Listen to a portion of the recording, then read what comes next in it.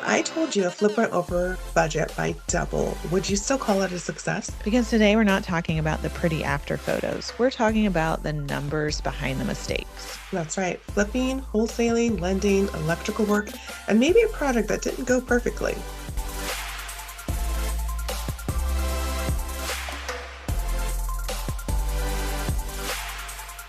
Welcome back to Hoosier Homes and Hustles. I'm Jessica, aka Miss Indianapolis Real Estate, here with Stacy Preston. And today we're diving into the flipping world by going over real numbers and real lessons. And we're joined by John Hostetter with Corridor Funding, who's been in this game from multiple angles. He's been an electrician, flipper, wholesaler, lender, and commercial investor. Welcome, John. Thanks guys. Thanks for having me. Super Yeah, excited. we're excited to get into all of this today. So let's go back to its origin. How did you get started? Yeah, so it kind of all started when I was a kid. So my dad actually was an entrepreneur, and he had a home service-based business where he started out with painting and then did exterior painting, interior painting, all sorts of things like that, windows, siding, gutters, roofing. And I was like just kind of in high school, not really paying attention. And then I started college when I was going to Butler. I was like, I could do, go to Butler, become a business entrepreneur, learn how to do it. And then I realized very quickly, that's dumb. I don't need to go to college in order to start a business. I just need to start a business. So that's all I need to do. So I ended up dropping out of Butler at the end of my first year into my second year and started in the trades. So when I started in the trades, I started as an electrician.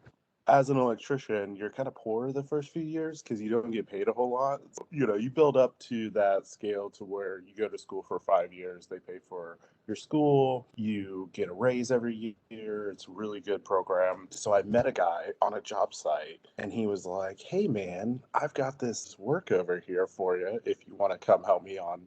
Well, it turns out it was a flip that he had done, and they were getting it ready to list on the market. So I started asking him a bunch of questions, and it just kind of blew my mind. And that was like my introduction into the flipping world. What made you shift from working on the projects to then owning some projects yourself?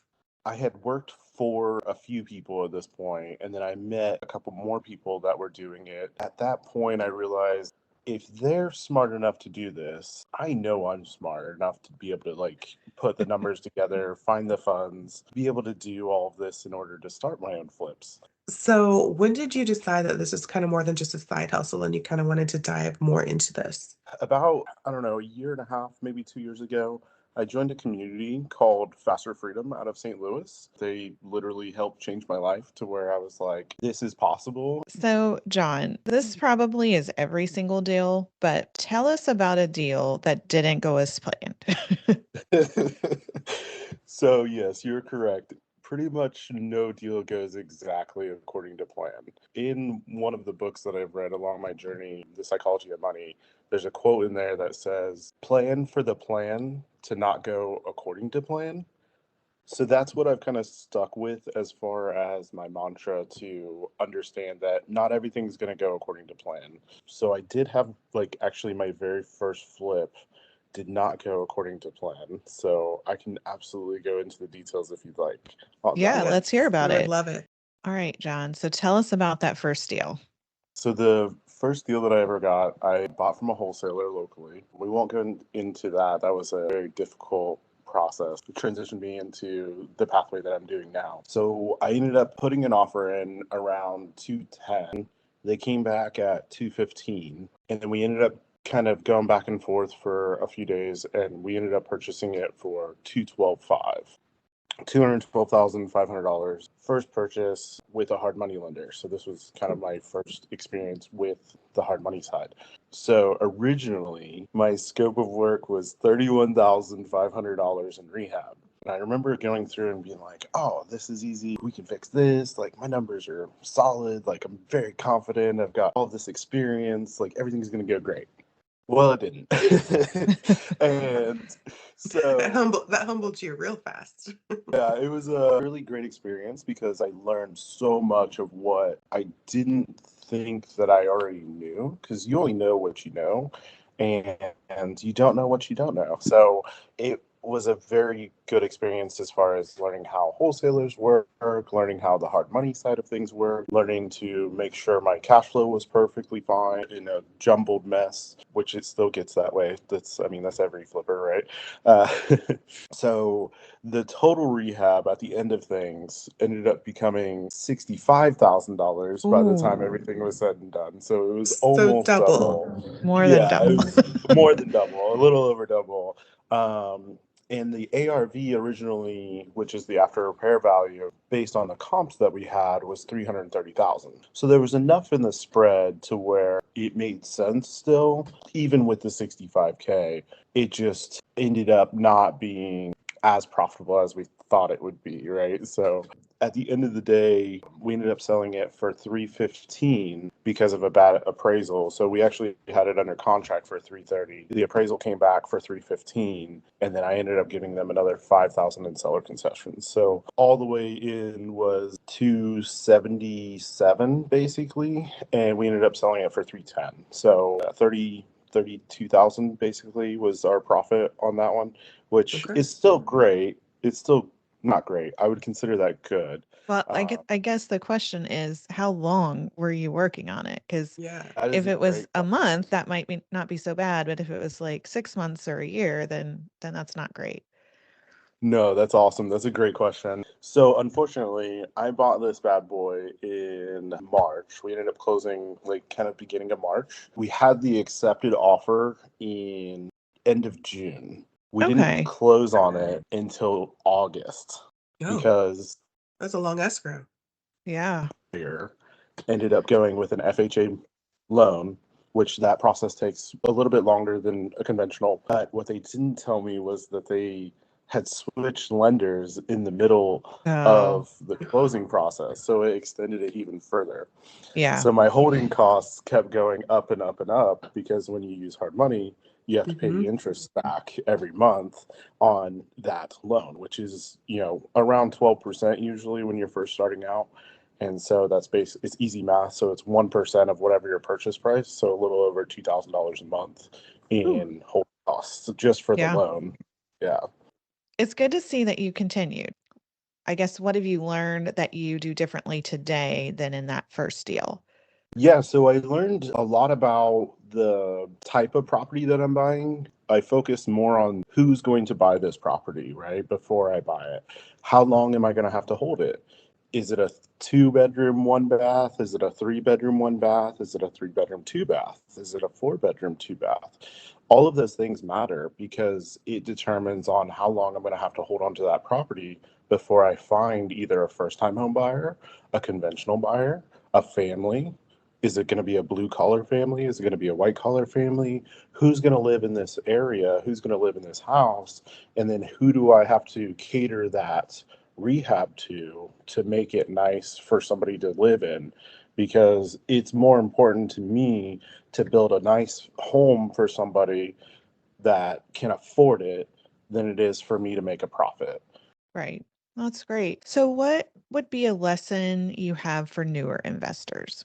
I would say the biggest lesson is your net worth is your network. Go network with people because at the end of the day, the real estate game is just a networking game. The more people that you know in the space, the better your chances are at being successful. And the more value that you can bring to those people, the more value that they're going to bring back to you. Right. So let's get back to some of the things maybe investors ignore as far as their numbers. What line items would you say new flippers consistently underestimate? New flippers tend to overestimate how quickly they're going to sell the property. So holding costs are a big one that people kind of creeps up on their bottom dollar. Especially in today's market, it's not as fast. We're not getting multiple offers day one. So you might have to hold your property for 60 to 90 days on market. And people just aren't really prepared for that. They think, oh, I'm going to list this property on market today, and then I'm going to get 6, 7 offers like it was in 2001, 2002. Not Mm-hmm. And that's happening. just it's not realistic, right? That's probably the biggest thing that I see when writing loans for new people is like, they're like, oh yeah, I'm only going to hold it for 3 months. Why do I need a 12-month loan? And it's like, well, you're going to need a 12-month loan probably. If everything goes properly, you're looking at probably a 4 to 6 month exit. If things go wrong, which they do, sometimes you might be holding on to that for 12 months or even longer, and you need to have multiple exit strategies for that. Absolutely. So what do you think is a small oversight that can quietly kill a deal? Definitely holding costs. That's probably the biggest thing that'll kill deals. Say Well, I have a underestimate. few. I'm going to jump in here because Jessica and Yeah, I go have ahead. a different perspective as we're selling flips a lot of times. So we see what happens on like the inspection side of things and where they spend the money and where they don't. And I feel like consistently it's horrible foundations, attics, crawl spaces, Yeah. basements, like the areas you can't see often is what kills a deal on our side of things. Jessica, what do you think? Absolutely. That's it. Because it's the part that nobody sees. They don't want to spend money on it because they think as long as we make the house pretty, that's all buyers care about. But now in this day and age, buyers are caring about a lot more, especially with the cost to fix things and the apprehension to even get into a home. So yes, I believe those items you just listed are prime reasons. And they're expensive. Yes. So if you're not estimating them and they come up on an inspection report, I could say it probably is killing the deal for the flipper as far as their return. Yeah, absolutely. And that's kind of actually one of the things that I learned on the first flip that I did was I didn't get a pre-inspection and a post-inspection. So now on all of my deals, I have a specific company. He's a local guy that's a longtime friend of mine called Indy. He does a pre-inspection and a post-inspection. So when I buy a house, he goes in, he gives me everything that I need to know as far as structurally, everything else. We pretty much rip out all the cosmetic stuff, so it's not as important. So I can kind of cater that report to the things that I don't see, like the attics, like the foundation, like all of the other things that I'm not jumping into, crawl spaces and stuff like that. And then I know right out the gate that, hey, this is going to be a problem when we go to list this and we need to fix it. Now we can go to the buyer's agent and go, here's all the things that was wrong with it before. Here's all the things that we fixed. Obviously, you can still do your own inspection. Please do. I recommend, you do your own, but it just keeps me from having to worry about what's going to happen when we get that inspection. Was there something that we missed? Is there something in our process that was wrong that we need to fix? And then that really helps with the post inspection side of things, just to quality control everything. Absolutely. I love that. That's great. Right, John. So, how do you decide whether you're going to wholesale a deal or take it yourself to do the flip? So I decide based on the days on market is kind of the biggest thing for me. The spread that's allowable. So I have a specific minimum threshold that I want to shoot for as far as gross profit goes. But speed's the biggest thing for me. If I'm going to have to hold this thing for 6 months to 8 months, then I'm just going to go ahead and wholesale it, take my fee, and it's less profit. However, I can reutilize that cash to go either spend more in marketing or go and buy another flip. So that's Right. kind of the deciding factor right there for me is area, location. That's a big one. And then the type of house that it is. So if it doesn't fit my buy box, I'm just going to wholesale it. But I know somebody else will want it. Right.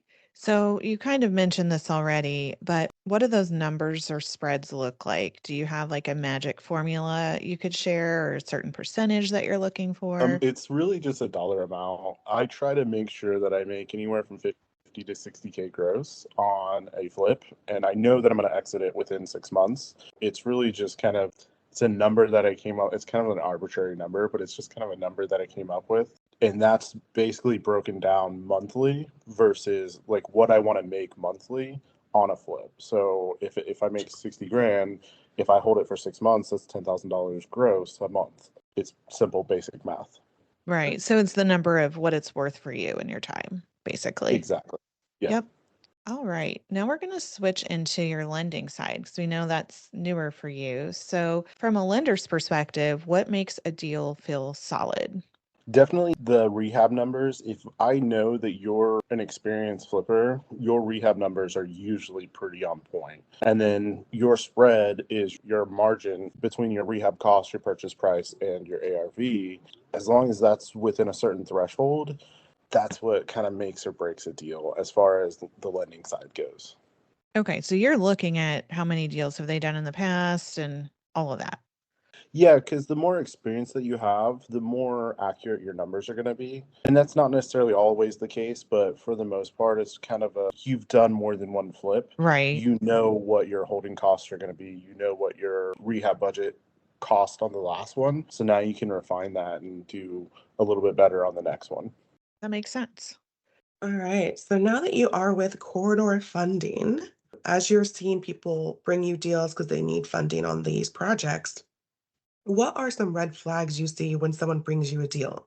Yeah, absolutely. So the biggest red flag that I see is location. So location matters. It needs to be not in a rural area. So it needs to be in the suburbs or in the city, preferably somewhere in that ballpark to where it's just not outside of the city. Because the more in the city you are or in the suburbs you are, the more buyers that you have. That's the biggest one so far that I've seen. And then also the spreads. So some of the newer investors that come to me with a deal, they might misunderstand how much liquidity that they need and how important their credit score is. I know there was quite a few, but the credit score, liquidity, and location are the three biggest things there.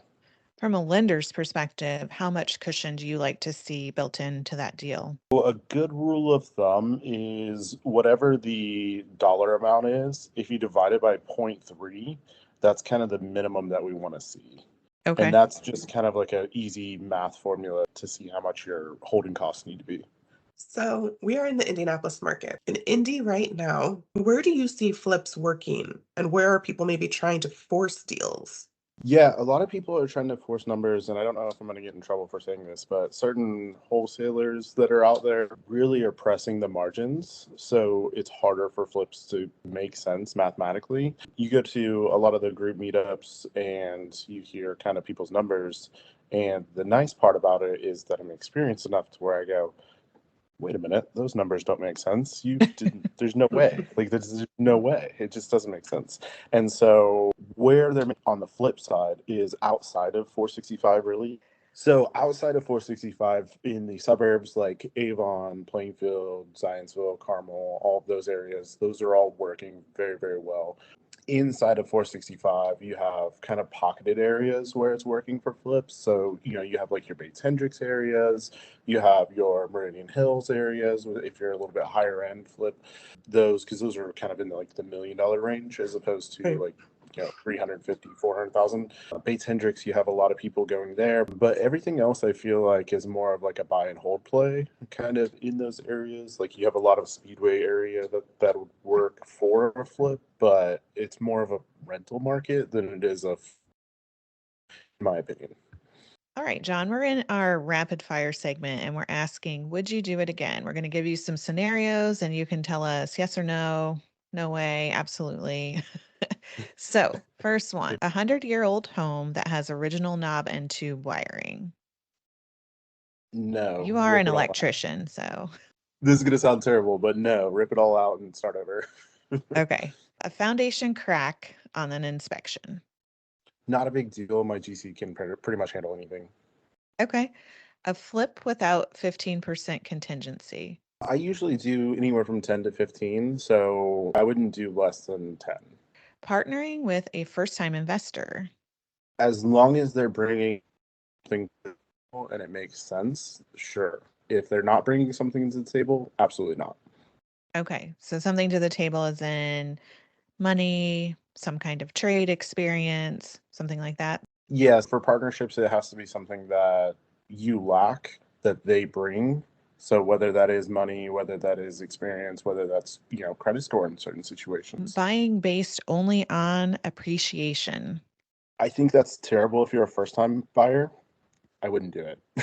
Yeah, I agree Personally. with that. And skipping a sewer scope.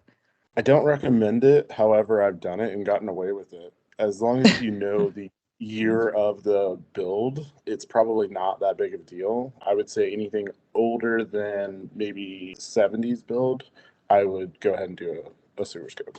All right. So let's see what we've taken away today. So if someone's listening or even on this episode and wants to do their first flip this year, What's one of the mistakes you want them to avoid? I would say make sure that you're educated. So don't just go into it thinking that, oh, this is super easy and everything will be taken care of on my GC. My GC is going to take care of me, blah, blah, blah, blah, blah. Like, make sure that you understand the process before you just dive headfirst in. Here's another question that I think is a really good one. What separates the investors who last long term to the ones that kind of disappear after their first one or two deals? I would say mindset's the biggest thing. So if you go into this with the wrong mindset, you're not going to last. If you go into it thinking that this is all sunshines and rainbows and just amazing, everything's awesome, then you're probably going to be in for a world of hurt, and if you have the will and the willpower to make sure that your mindset's strong to go into this and have the fortitude to see it through. Yeah, I think the TV shows make it look like really quick, easy money. Oh, And I don't think that's the case on Not a at all. flip. Don't Yeah, follow HGTV. right, it's right. not. Well, thank you, John, for joining us today. I think this was really insightful. So thank you. Absolutely. Glad to be here. And if today proved anything, it's flipping isn't luck, it's margin management. And margin lives in the details, as we just heard. Right. It's not the pretty houses don't always make money, the disciplined investors do. Right. So, John, where can people connect with you or learn more about corridor funding? Yeah, absolutely. So I actually host a networking event every quarter. You can always give me a call. My direct cell is 317-373-9018. You can find me on Facebook. Yeah, that's pretty much it. So. Yeah, we'll link all of his contact information in the show notes. So if you want to connect with him or attend one of his meetups, that information will be there. Let's hustle smarter together.